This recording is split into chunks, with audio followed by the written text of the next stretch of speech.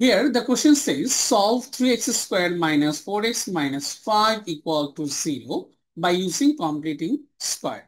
So here we can write this equation in this way: 3x squared minus 4x minus 5 equal to 0. So at first take 3 as a common factor. So we will get x squared minus 4x by 3 minus 5 by 3 equal to 0.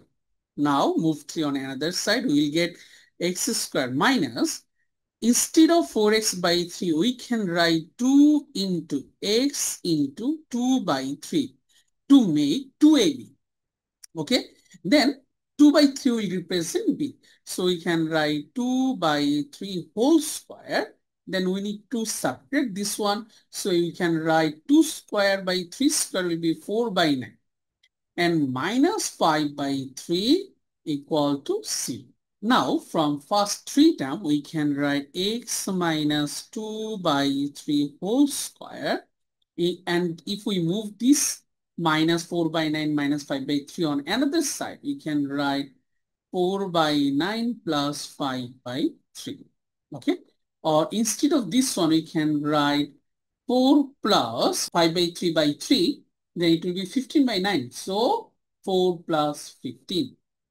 Or we can write x minus 2 by 3 whole square equal to 4 plus 15 will be 19 by 9. Now do the square root.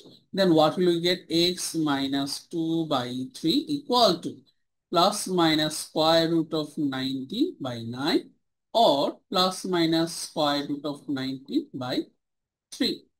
Then what will be the value of x? X will be 2 by 3 plus minus square root of 19 by 3. Or we can write 2 plus minus square root of 19 by 3.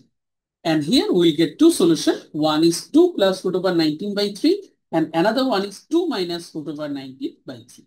This is our final solution.